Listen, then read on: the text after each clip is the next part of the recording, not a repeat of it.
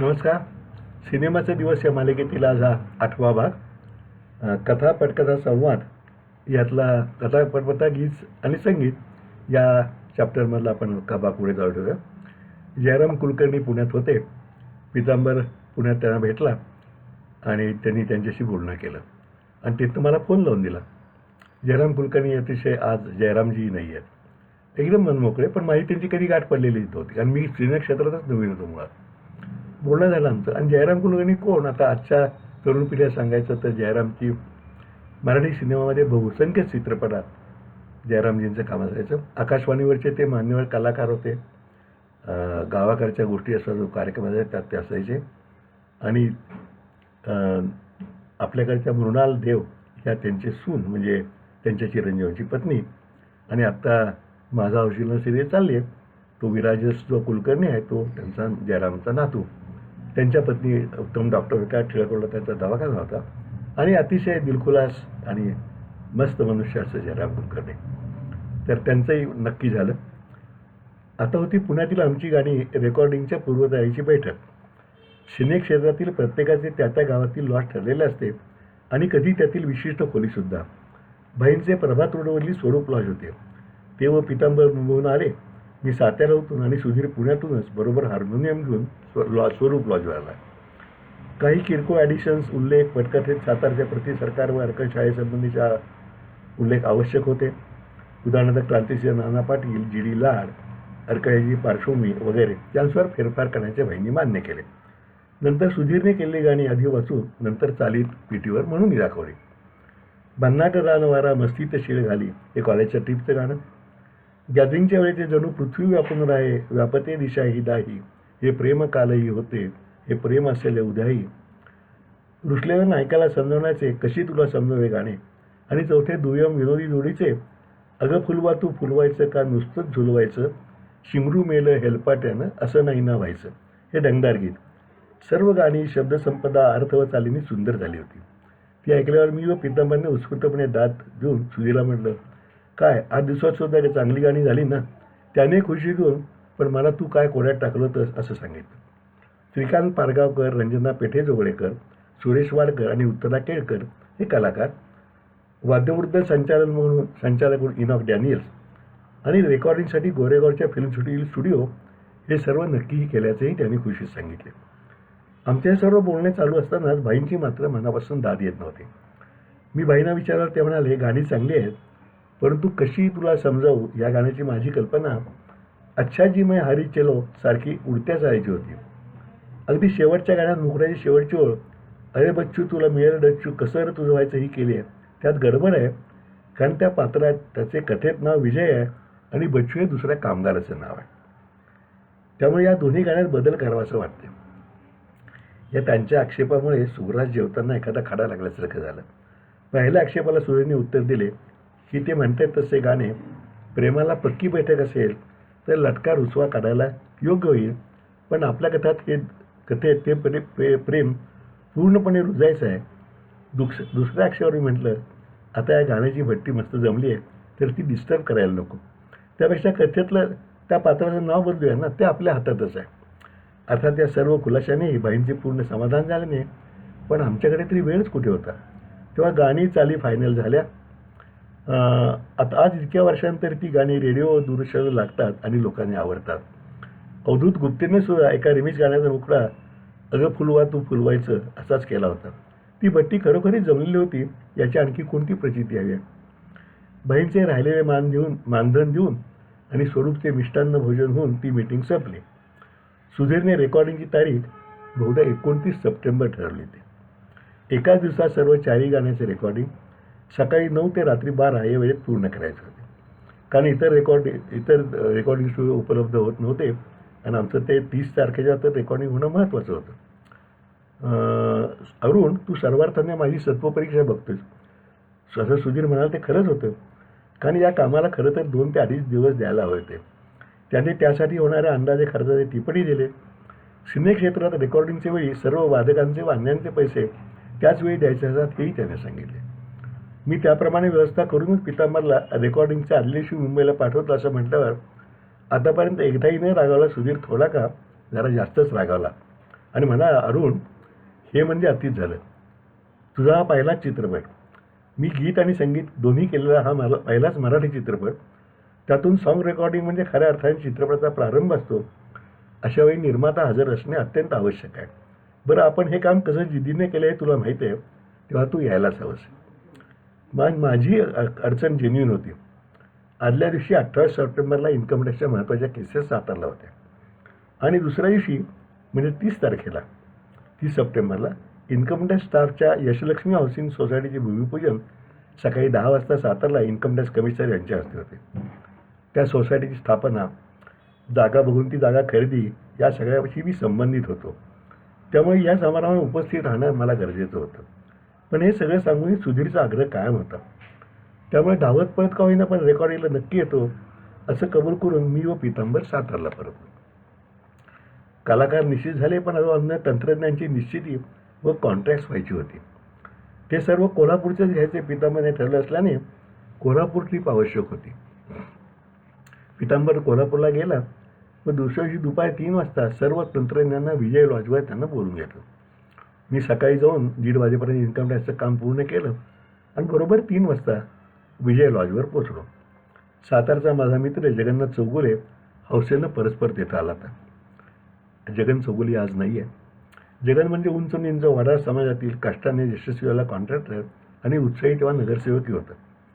कडक इस्त्रीचा खादीचा लेंगा शर्ट, हातात अंगठ्या असा जगन पॅन्ट पॅन्जातील माझ्यापेक्षा इम्प्रेसिव्ह वाटत होता. एक एक तंत्र देऊन कॉन्ट्रॅक्ट सही करायचा, ॲडव्हान्स रक्कम मी द्यायचो आणि बहुधा मी अकाउंटंट असून जगनच निर्माता वाटत असल्यामुळे तो तंत्रज्ञान जगनला नमस्कार करून बाहेर पडायचा. असे होत होत सर्वांची कॉन्ट्रॅक्ट पूर्ण झाली. प्रोडक्शन मॅनेजर अशोक पाटील, ध्वनी रामनाथ जटार, रंगभूषा बाबूराव ऐतवडेकर, वेशभूषा गणपत जाधव, कला दिग्दर्शक सुधीर ससे, लाईट शरद चव्हाण आणि कॅन्टीन कॉन्ट्रॅक्टर विलास देसाई अशी टीम फायनल झाली आणि मी संध्याकाळी सातारला परतलो सुद्धा. आता सर्व जुळाजुळव झाली होती. त्यामुळे 2 दिवसात मुहूर्ताची तयारी पूर्ण करणे आवश्यक होते. मुहूर्त साताऱ्याच्या ग्रामदेवत खिंडीतील गणपती मंदिरात करायचे मनात होते, पण त्या ट्रस्टचे अध्यक्षसुद्धा भाऊ काका म्हणजे माझे वडील असल्याने एखाद्या वेळी सिनेमासारख्या छछोर गोष्टीचा मुहूर्त देवळात कशाला असे म्हणून त्यांनी परवानगी नाकारतील का अशी धाकधूक मनात होती. पण त्यांनी हरकत नाही, पण मी काय मुहूर्ताला वगैरे येणार नाही असे म्हणून ती परवानगी दिली. मुहूर्तासाठी प्रमुख पाहुणे म्हणून माझे स्नेही तेव्हाचे सहकार मंत्री नामदार छत्रपती अभयसिंहराजे भोसले आणि माझे ज्येष्ठ तेव्हाचे ग्रामविकास मंत्री नामदार प्रतापराव भोसले, नगराध्यक्ष सातारचे असलेले तेव्हाचे माझे मित्र श्रीमंत छत्रपती शिवाजीराव भोसले यांना निमंत्रित केले. निमंत्रण पत्रिका छापून त्या देण्यास प्रारंभही केला आणि मग रेकॉर्डिंगसाठी 1 दिवसात मुंबई ट्रिप कशी करायची याची आखणी सुरू केली. कथा, पटकथा, संवाद आणि गाणी हा अध्याय पूर्ण झाला होता आणि आता सिनेमाच्या दिवसांचा पुढचा टप्पा होता सॉंग्स रेकॉर्डिंगचा. प्रकरण 9, रेकॉर्डिंगचे रेकॉर्ड. 28 सप्टेंबरला इन्कम टॅक्स तारखा मोठ्या असल्याने त्यांचे काम सायंकाळी 7-8 वाजेपर्यंत चालणार होते. त्या सगळं काम पूर्ण करून गाडी घेऊन रात्री 10ला निघालो आणि मध्ये कोणी ट्रॅफिक जाम नसला, खोपोळीच्या घाटात तेव्हा नेहमी कोंडी व्हायची, तर सकाळी 6 पर्यंत मुंबईला पोहोचून रेकॉर्डिंगला जाणे शक्य होते. पण तेव्हा मुंबई पुणे मेगा हायवे नव्हता. खोपोळीच्या घाटात ट्रॅफिक जाम झाला तर 5-7 तास अडकून पडण्याचे प्रसंग अनेकदा घडत. असे काही झाले तर मात्र वेळेत पोचणे अशक्य होते. शिवाय माझ्यासारख्या चितपावून कोकणातल्या माणसाला गेल्या महिनाभरात बरे सिनेमाच्या कामासाठी का होईना पैसे खर्च करायची थोडी सवय लागली होती. त्या सर्व खर्चाला माझा चार्टर्ड अकाउंटंट मित्र श्रीराम गोगटे याने प्रोडक्शन अकाउंट असे गोंडस नाव दिले होते. हा सर्व विचार करून त्यालाच 29 तारखेच्या सकाळच्या पुणे मुंबई फ्लाईटची 2 तिकिटे काढायला सांगितली होती. त्याने संध्याकाळच्या फ्लाईटची येण्याची काढू असे विचारलं, मात्र माझ्यातील कोकणस्थ जागा होऊन नको, येताना वेळ हाताशी आहे तेव्हा एसटीने पुण्यापर्यंत येऊ असं मी त्याला सांगितलं होतं. 2 तिकिटापैकी एक माझे व दुसरे ज्येष्ठ स्नेही आप्पा निगडीकर यांचे. आप्पा निगडीकर भाऊकांचे समवयस्क स्नेही. त्यांच्या तांदूळ येथील निलगिरी टी मार्केटिंग या दुकानात त्या सर्व ज्येष्ठ स्नेहांचा ग्रुप पूर्वी एकत्र भेटायचा. आप्पा वयाने ज्येष्ठ असूनही मनाने तरुणच होते, त्यामुळे ते आमच्या ग्रुपमध्ये मनापासून सहभागी व्हायचे. भाऊकांची नाराजी सोसूनसुद्धा सिनेमाच्या सर्व प्रोजेक्टमध्ये त्यांनी मला सतत सक्रिय सहकार्य केले. ते कधी विमानाने गेले नव्हते, म्हणून मित्रापैकी त्यांना मी चला म्हटलं. अपेक्षेप्रमाणे 28 तारखेचे इन्कम टॅक्सचे काम संपायला रात्रीचे 8 वाजले. पटकन जेवून गाडीने पुण्याला पोहोचलो, मुक्काम केला आणि सकाळी आम्ही आपांची आज मुहूर्त आहे म्हणून खास पूजावर रुकून वेळेत फ्लाईट पकडून मुंबई विमानतळावर उतरलो. फिल्म सिटी गोरेगावला हे ऐकून होतो, पण गोरेगाव विमानतळापासून किती दूर आहे हेही माहीत नव्हतं. आजपर्यंत मुंबईत कामानिमित्त जायचं तर फोर्ट, नरिमन पॉईंट, गिरगाव, दादर याशिवाय वेस्टर्नचा संबंध चालला नव्हता. एक युक्ती केली. बाहेर आल्यावर रोज विमाना येऊन फिल्म सिटी जात असल्यासारख्या सराईतपणे टॅक्सी ड्रायव्हरला म्हटलं, फिल्म सिटी चलो, थोडा जल्दी 10 बजे रेकॉर्डिंग आहे असं सांगितलं आणि टॅक्सीत बसलो. माझा झिरझिरीत निळा मॅनिला, आप्पांचा पूर्ण व्हाईट सफारी यामुळे हा अभिनय आमचा चोख जमला आणि आम्ही थेट फिल्म सिटीत पोचलो. रेकॉर्डिंग स्टुडिओ किधर आहे असं विचारत तोही हुडकून काढला. एअर कंडिशन स्टुडिओच्या बाहेर दाराबाहेरच बूट, चप्पल, सँडलचा ठीक पडला होता. तो पाहून आम्ही चप्पल काढून आत प्रवेश केला. नंतर समजले की धुळेमुळे मशिनरी खराब होऊ नये म्हणून ही प्रथा सर्वांनाच पाळावी लागते, अगदी लता मंगेशकर किंवा मोहम्मद रफी यांनासुद्धा. मला सहजच गमतीचा विचार आला, यामुळे एखाद्या फॅनला त्यापैकी कोणती पादत्राणे सहज घालून जाता येईल आणि मी हल्ली लता दिदीचे सँडल्स वापरतो किंवा मोहम्मद रफीच्या चपला वापरतो असंही सांगता येईल. आज प्रोडक्शन मॅनेजर अशोक पाटील व पितांबर आमची वाटच पाहत होते. प्रत्येक वाद्यानुरूप वादक माईकसमोर बसून इनॉक डॅनियल्स त्यांना नोटेशनवर सूचना देत होते, तर सुधीर मोघे, रंजना रुवळेकर, श्रीकांत पारगावकर यांच्याशी चर्चा करत होते. माझी यापैकी कोणाशी तोंड ओळखी नसल्यामुळे सुधीरने ती करून दिली. प्रत्येकाला देण्यासाठी अशोक पाटीलने आणलेला पुष्पगुच्छ मी त्यांना दिला. हॉलमध्ये वादक व गायक आणि रेकॉर्डिंगमध्ये रेकॉर्डिंग चिटणीस साहेब आणि आम्ही अशी व्यवस्था होती. मुखडा व अंतरा यांच्या म्युझिकची प्रत्येक वादकाची रिहर्सल झाली. जरी प्रत्येक वाद्याचा व गायकाचा ट्रॅक वेगळ्या काढायची होती, तरी जाणारा वेळ व एकत्रित चांगला परिणाम मिळणे सुधीरने एकत्रित पूर्णच गाणी रेकॉर्ड करण्याचे ठरले होते. पहिले गाणे श्रीकांत व रंजना यांचे जणू पृथ्वी वापरून राहिले होते. त्याच्या रिहर्सल चालू असताना मी व आप्पा थोडा वेळ आत, थोडा वेळ बाहेर असे करीत होतो, कारण आम्हाला तसं काही कामच नव्हतं. फक्त मुहूर्त म्हणून निवेदिता जोशी, अजिंक्य देव हे कलाकार आणि सुधीरचे मित्र विनय नेवाळकर वगैरे येतील तेव्हा त्यांचे हाय हॅलो वगैरे स्वागत करायचे, एवढीच आमची ड्युटी होती. आत अधूनमधून येणाऱ्या स्पेशल चहा, नेसकॅफे, कोल्ड्रिंक जात होती. आम्ही आपलं बाहेरच्या कॅन्टीनमध्ये चहा पितो. आमचे आतील मंडळींचे सर्व त्यांच्या खर्चाने महागाईचे काम चालले आहे, आपण आपला स्वस्तातील साधा चहा घेऊया. नंतर समजले की आतील सर्व प्रोडक्शन अकाउंटवर म्हणजे आपल्या खर्चाने चालू आहे. मी मुंबईतील माझे मित्र नातेवाईक यांना जमले तरी आम्हाला कळले होते. तेही येऊन याची एकदा ही काय भानगड चालली आहे अशा उत्सुकाने येऊन थोडा वेळ थांबून आमच्यावर थोड्या गप्पा व चहा घेऊन जात होते. यातच माझा साडू बाबा गोखले होतं. बाबांनी सुधाकर गोखले.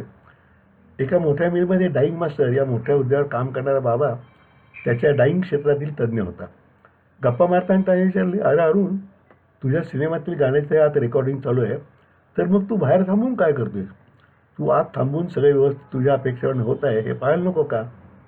मी म्हटलं, बाबा, तुझ्या मिलमध्ये जे कापड तयार होते ना, त्यावर कामगाराचे नाव नाही तर मिलचे नाव असते, म्हणून त्याच्या दर्जासाठी मिल मालकाला काळजी करावी लागते.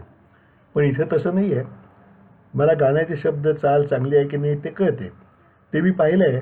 आता जेव्हा ते प्रत्येकाने रेकॉर्ड होईल तेव्हा माझे नाही तर त्या संगीतकार आणि गायकाचे नाव असणार आहे. त्यातून येणारा प्रतिसाद त्यांनाच असणार आहे. त्यामुळे ते कस लावून उत्तम काम करतीलच की, कारण खराब केले तर त्यांचेच नाव जाणार आहे ना. बाबाला ते म्हणणे पटले आणि यार तेही सोच अब बिलकुल फिल्मी हो गई आहे असे म्हणत त्याने खास इंदोरी दाद दिली. पहिल्या गाण्याच्या 2-3 रिहर्सल पूर्ण होऊन टेकची वेळ आल्यावर आम्हाला हुडकत अशोक पाटील बाहेर आला. त्याने आणलेल्या सुधीरच्या आदेशाप्रमाणे आम्ही आत गेलो. आता फायनल टेक करण्यापूर्वी स्टीफर वाढून मुहूर्त करायचा होता. निर्माते हा मान तुमचा आहे म्हणून सुधीरने स्टीफर माझ्या हातात दिले. पण मनापासून वाटले की या नवीन क्षणात आपण येतोय, त्यामागे अनेक मित्रांच्या, नातेवाईकांच्या मनापासूनच्या शुभेच्छा आहेत. या भावनेतून मी आप्पांना आग्रह केला आणि त्यांनी श्रीफळ वाढवून आप्पांच्या हस्ते मुहूर्त केला. सर्वांना सातारून नेले, खास कंदी पेढे दिले आणि टेक सुरू झाला. मुखडा व अंतरामध्ये धुरपदाने पहिले कडवे नीट झाले, पण दुसऱ्या कडव्यात एक वादक चुकला. चूक तशी लहान होती, पण रेकॉर्डिंग चिटणीस, डॅनियल्स आणि सुधीरच्या तीक्ष्ण कानाने ती लगेच टिपली आणि तेही एक सोडात कट म्हणून म्हणले. ती चूक सांगून पुन्हा पहिल्यापासून सुरुवात झाली, तर पहिल्या अंतरातच गायकाची गडबड झाली, पुन्हा कट झाला. या प्रत्येक कडबडीवर सुधीरची आणि माझी नजराला रोज होती. रात्री 12पर्यंत 4ही गाणी पूर्ण करायचे टेन्शन आम्हाला जाणवायला लागले होते. सुदैवाने तिसऱ्या टेकला सर्व व्यवस्थित तो फायनल झाला आणि त्याचबरोबर अर्ध्या तासाला लंच ब्रेकही झाला. झटपट लंच म्हणजे सँडविच, डोसा, आमलेट वगैरे उरकून मंडळी स्थानापन्न झाली तोपर्यंत 1:30 वाजला होता. मधल्या वेळात पहिल्या गाण्यातील जे वादक पुढे लागणार नव्हते त्यांचे पेमेंट होऊन ते लगेचच गेले होते, तर काही वादक नव्याने आले होते. सिने क्षेत्रात वादक म्हणजे म्युझिशियन हा सर्वात सुखी प्राणी मानला जातो. कारण सिनेमाच्या प्रारंभीच गाण्याचे रेकॉर्डिंग असते तेव्हा निर्मात्याला प्रचंड उत्साह असतो आणि खर्चाची सुरुवात असल्याने आर्थिक चणचण बिलकुल नसते. वादकांचे पेमेंट तत्काळ न कुरकुरता तो देतो, त्यामुळे वादकांचे पैसे कधीही बुडत नाही. कलाकार, तंत्रज्ञ वगैरेंची फायनल पेमेंटची वेळ चित्रपट पूर्ण होतात आली असते तेव्हा निर्माते हे पैशांमधून अडचणीत येऊन कसाबसा चित्रपट पूर्ण करण्याच्या खटपटीत खंगलेला असतो. त्यामुळे अशा अनेकांचे बाकी पैसे त्याला इंडस्ट्रीत बॅलन्स म्हणतात. देण्याचे वायदे करीत आणि तेही तो चुकवत राहतो. अनेकदा तर तो बॅलन्स बुडीतच जातो. ही पाळी वादकांच्यावर कधीच येत नाही. शिवाय कलाकार किंवा तंत्रज्ञांना स्वतःच्या नालौकिक सुद्धा चिंता असते. वादकांना हा ताप नसतो. गाण्यातले आपले पीसीस वाजून रेकॉर्डिंग झाले, पेमेंट घेतले की तो त्या चित्राचे शूटिंग सुरू झाले का, पूर्ण होऊन तो लागला का, तर मध्येच बंद पडला आणि डब्यात गेला. वादकाला त्याचं काहीच सोयीसुजक नसतं. पण त्याचबरोबर अतिशय कौशल्य व वाद्यावर मास्टरी वांगे असल्याशिवाय वादक होता येत नाही आणि त्यासाठी अनेक वर्षांची साधना करावी लागते. तेव्हाच हे सुख पदरात पडते, हेही खरंच. लंचनंतर रंजनाचे एकटीचे कशी तुला समजा रेकॉर्डिंग होते. त्याच्या रिहर्सल सुरू झाल्या. तिथे यजमान जोगळेकरही तोपर्यंत आवर्जून आले होते. आर्किटेक्ट असलेल्या उत्साही युवकांशी आमच्या गप्पा जमल्या. इकडे रिहर्सल्स होऊन टेकची तयारी सुरू झाली. आता पुणे याची रिटेक्स होतात का ही आमची काळजी सुरू झाली. पण सुदैवाने 2 टेकमध्ये ते गाण्याचे रेकॉर्डिंग उत्तम झाले. तेव्हा 3:30 वाजले होते. मनात आता सातारला परतून उद्याच्या इन्कम टॅक्स हाऊसिंग सोडायच्या कामाचे वेध लागले होते. सुधीरला सांगून त्याची परवानगी घेतली, कारण पुढची 2 गाणी सुरेश वाडकर आणि उत्तरा केळकर यांची अजून व्हायची होती. पण आता निगडे भाग होते, कारण अजून दादर स्टँडवर जाता जाता बॉम्बे फिल्म लॅबोरेटरीत जाऊन त्यांच्याबरोबर प्रोसेसिंगचे कॉन्ट्रॅक्ट करायला पितांबरचा आदेश होता. त्यासाठी मी आपोआपबरोबर पितांबर, कारण आम्हाला बॉम्बे लॅब तरी कुठं माहीत होती. असे तिघही रेकॉर्डिंग सोडून बाहेर पडलो. त्यापूर्वी प्रोडक्शन मॅन अशोक पाटील याचे दोन्ही गाण्याच्या पेमेंटसाठी पुरेसे पैसे द्यायला मात्र विसरलो नाही. आता फिल्म सिटीच्या गेटवर जाऊन टॅक्सी करण्याचा बेत होता. तेवढ्यात रंजनाचे मिस्टर जोगळेकरांनी विचारले, तुम्ही आता कुठे जाणार आहात? कारण ते व रंजनाही आमच्याबरोबर बाहेर पडत होते. माणसाचे मन केव्हा कसा विचार करायला काही सांगता येत नाही. माझ्या मनात असाच नको तो विचार आला की आम्ही तिघे एका टॅक्सीतून जाणार होतो. हे दोघे बरोबर आले म्हणजे दुसरी टॅक्सी करावी आणि तो खर्च निर्मात म्हणून मलाच करावा लागेल. मी म्हटलं, आम्ही बॉम्बेला जाणार आहे, पण निघायला थोडा वेळ आहे, कारण फिल्म सिटीच्या ऑफिसमध्ये एकाला भेटायचे. म्हणजे ते पुढे जातील व आम्ही स्वतंत्र जाऊन एका टॅक्सीवर भागेल. पण नियती लगेच सांगुलपणाचा धडा शिकवते याचा प्रत्यय आला. दोघे म्हणाले, काही हरकत नाही, आम्ही तोपर्यंत थांबतो. तुमचे काम झाले की आपण बरोबर निघू. मलाही दादरला जायचं आहे. माझ्या कारमधून तुम्हाला सोडून मी पुढे जाईन. म्हणजे ते माझी सोय पाहत होते आणि मी टॅक्सीचा खर्च कोण बघत होतो. मलाच क्षणभर लाज वाटली की इतका कोणता विचार आपल्यावरनं आलाच कसा. सुदैव इतकेच की असले विचार दुसऱ्याला कळत नाहीत. आम्ही त्यांच्याच गाडीत नागरपर्यंत आलो. आज इतकी वर्षे झाली तरी त्या विचाराची खंत मनातून गेलेली नाही.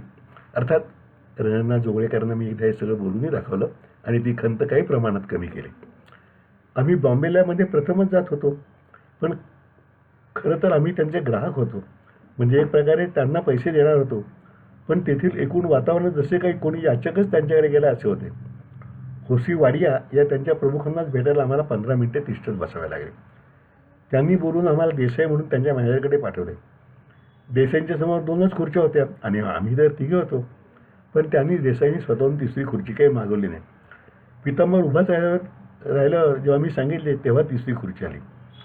त्यांनी नाव, बॅनरचे नाव, चित्रपट कोणता विचारून कॉन्ट्रॅक्टचा स्टँडर्ड छापील फॉर्म त्यावर सह्या जागी खुणा करून माझ्यासमोर ठेवला. चष्म्याच्या वरून तिरके पाहत देसाई विचारले, सह्या इंग्रजीत करायच्यात? सह्या इंग्रजीत करायच्या आहेत? तुम्हाला इंग्रजी येते ना? दिवसभराची धावपळ, त्यात पुन्हा निघून सातारा गाठायचं टेन्शन आणि त्यात हा प्रश्न घेऊन माझे डोके सणकले. मी M.Com LLB झालो आहे म्हणजे मला सहीपुरती इंग्रजी येत असेल ना? मी खवळून देसाई विचारले. त्यांचा स्वर एकदम मावा झाला. आय एम सॉरी, मला माहीत नव्हते, पण कोल्हापूरच्या अनेक निर्मात्यांना सहीपुरते कसे बसते ते म्हणून विचारले. पण तुम्हाला मी दिलेले इंग्रजी व्हिजिटिंग कार्ड तरी वाचता आले ना, त्यावर माझ्या डिग्री छापल्या आहेत की. असे प्रत्युत्तरून मी पुढे म्हणालो. पण तरीही मी मराठीतच सही करणार आहे. तुम्हाला चालणार आहे का? नसला तसं सांगा, म्हणजे मग काय ॲक्शन घ्यायची ती बघतो. या सातारी दमाच्या बोलण्यावर मात्र देसाई एकदम मूग चालणे म्हणाले, नाही हो, मराठीतही चालेल की. तुम्ही सह्या करा, तोपर्यंत मी चहा सांगतो. मगाचा गुरगुरणारा वाघ एकदम शेळी झाला होता. ते सोपस्कार आटपून देसाईंचा चहा पिऊन बाहेर पडणारा पितांबर म्हणाला, तुम्ही देसाईंना बोललात ते बरे केलेत. आम्हाला नेहमी ते असेच वागवतात. पुढील 7 वर्षात मी आणखीन 4 चित्रपट केले, तेही बॉम्बे लॅबमध्येच, आणि दरवेळी मराठीतच सह्या केला. अर्थात नंतर देसाई आणि होसीवाडिया दोघांशी माझे स्नेहबंध निर्माण झाले हे इथं सांगितलं पाहिजे. पितांबर राहिल्या रेकॉर्डसाठी परत फिल्मसिटीत गेला आणि आम्ही दादर गाठले, मी आणि आप्पांनी. सुदैवाने पुण्याची बस लगेच मिळाली. त्याहून सुदैवाने घाट क्लिअर होता. आम्ही 9:15 पुण्यात पोहोचलो. टिळकरोड गाडी आणि ड्रायव्हर तयारच होता. त्यामुळे लगेच निघून रात्री 12:30 सातारा घरी पोहोचलो सुद्धा. सकाळी उठून वेळेत इन्कम टॅक्स सोसायटीच्या भूमिपूजनाला हजर होऊन कमिशनर साहेबांचे स्वागतही करता आले. तो कार्यक्रम संपून घरी येतोय तो सुधीरचा फोन आला. तेव्हा मोबाईल नव्हते, त्यामुळे लँडलाईनवरच फोन असायचे. काल रात्री 12-12:30 सर्व रेकॉर्डिंग उत्तम पूर्ण झाले. आज डबिंग आणि मिक्सिंग करून उद्या फायनल टेप्स रेडी होती. धावपळ खूप झाली, पण काम उत्तम झाल्याचा आणि तेही विक्रमी वेळ झाले समाधान आहे. त्याचा आनंदी स्वर म्हणजेच गाण्यांच्या भावी लोकप्रियतेची नांदी होती. आज इथेच थांबूया. उद्या पुढचा भाग. तोपर्यंत नमस्कार.